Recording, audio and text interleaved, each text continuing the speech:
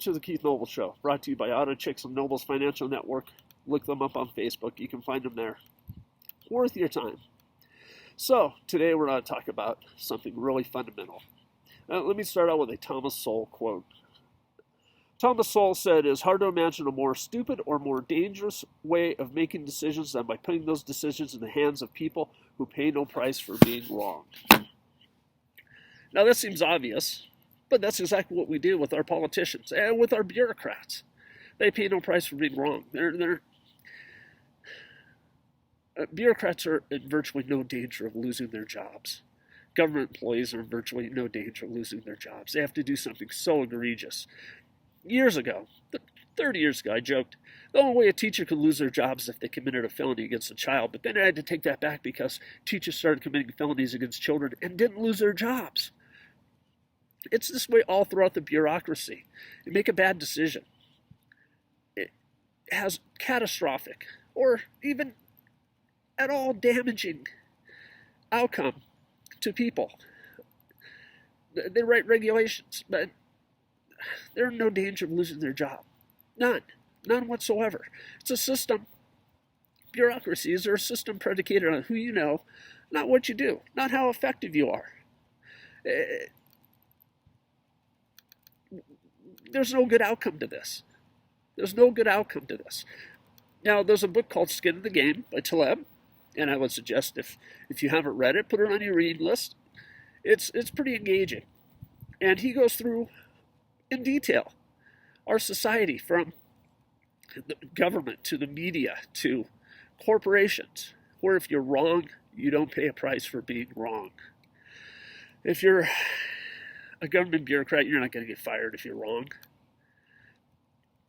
Media's wrong who knows how many times a day. Yet those same people are up there. They don't get fired because they were wrong. Nope. And corporations have access to the politicians who find ways to dump money into politicians' pockets. As we said yesterday, that could be through campaign donations. That could be a consulting gig for your spouse. Could be a job for your nephew. Whatever it may be. But if they're wrong, they can have government make it up for them. They can write new laws and new regulations that compensate for their being wrong and punish their competition for being right.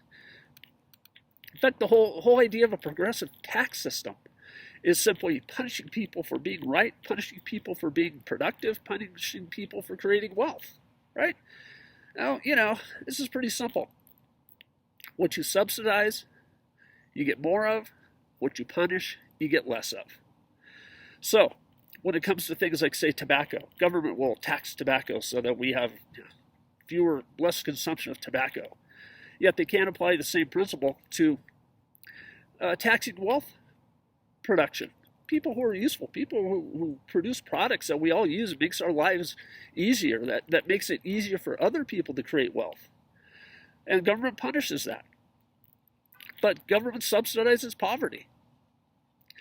It's a really backwards way of doing things here. Now, am I saying you should punish the poor? No, I'm not. What I'm saying is we should have an equal playing field here. Government, going back, ostensibly to Wilson, certainly FDR, and into overdrive with LBJ and Nixon, decided that they were going to help. Well, the only people government has really helped is government. They haven't really helped you, have they? The idea that, we'll give poor people a hand up was a noble concept, but that's not how it turned out, is it? No, we have something akin to a permanent underclass in this country. Government isn't really interested in ending that permanent underclass. They enable that permanent underclass. And we are paying a horrible social price for that policy right now. So these people are not your friends. These people are interested in their outcome, not your outcome.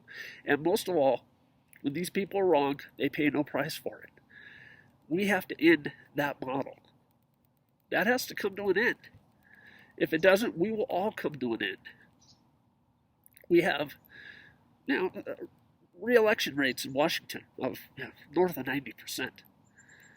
I mean, the advantages of incumbency in running for the Senate or the House of Representatives is enormous.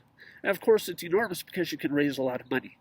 And you can raise a lot of money by exactly these things I've been talking about: the laws, regulations, taxes, who they apply to, who they don't apply to, what exemptions you give, what conditions. It all starts with people who pay no price for being wrong. It all starts with the fact that we have created this power center in this country of people who don't have to play by the rules, who are not accountable for what they do. People who don't care about anything but themselves and expanding their own power, be that in politics, be that in government bureaucracies, be that in the media. These people can out and out lie to you and keep their jobs. I've worked for a lot of companies. I've hired hundreds of people over the years to work for me, and I've never found a situation where lying to people was tolerated. But it is in these industries, in this power center of politics, government, media, corporations who pay to play. You can be wrong all you want, and as long as you keep the power center going, you will be rewarded. It all has to come to an end. We have to end this system. People have to be accountable for being wrong. People have to be accountable when being wrong means they have an adverse effect on the lives of other people and an adverse effect on the lives of innocent people. And as I said in the very first video of the Keith Noble Show, it really comes down to, fundamentally, do you believe we are all created equally with the same natural rights?